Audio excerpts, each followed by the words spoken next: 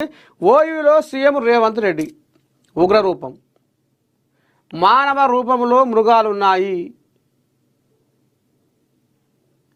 అమ్మా, మానవ రూపంలో మృగాలున్నాయి.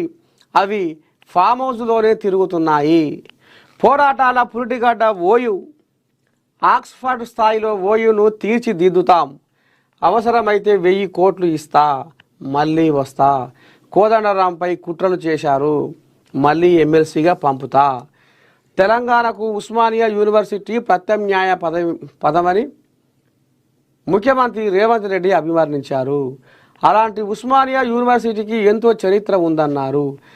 దేశ రాజకీయాలను శాసించిన ఎంతోమంది నేతలు ఈ యూనివర్సిటీ నుంచి వచ్చిన విద్యార్థులేనని ఆయన గుర్తు చేశారు.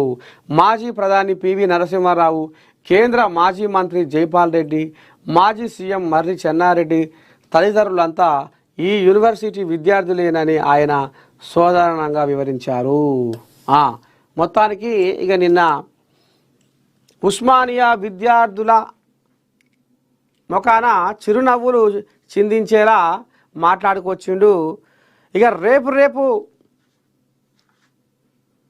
ఉస్మానియా గడ్డ మీద పోలీసులు లేకుండా కూడా నేను అడుగు పెడతా, పోలీసులు కావాలి లేకుండా, పోలీసులు అన్న మాట లేకుండా నేను ఒక్కనే ఉస్మానియా గడ్డ మీద అడుగు పెడతా అంటే దీని అర్థమైంది, ఉస్మానియా విద్యార్థుల నేను కడుపులో పెట్టుకొని చూసుకుంటా. కోట్ల రూపాయలు ఈ ఉస్మానియా కోసం విడుదల చేస్తా. రేపు ఉస్మానియా యూనివర్సిటీ విద్యార్థులు, కలెక్టర్లు, ఇంజనీర్లు, డాక్టర్లు, పెద్ద కొలువుల శరీకలు కావాలి. ఎనకటికి ఇక మరి కేసీరావయ్య బర్ల కాసుకొని, గొర్రెల కాసుకొని, చేపల పట్టుకొని అని ఈ రకంగా చెప్తే నేనేమంటున్నా, డాక్టర్లు కావాలి, కలెక్టర్లు కావాలి, ఇంజనీర్లు కావాలి, పెద్ద కొలువులలో శరీకలు కావాలి అని కోరుకుంటున్నా అనేది రేవంతమయ్య ఆంబయం వెళ్ళబోసుకుంటున్నా. ఇక దీంతో ఇక కోళ్ళాగలకు పానం తామనం లేకుంటున్నా ఇంత సంతోషం పడలేక వాయ్యా అమిత్ షా వచ్చిందిగా. ప్రధాని జైలుకి వెళ్ళినా రాజీనామా చేయాల్సిందే.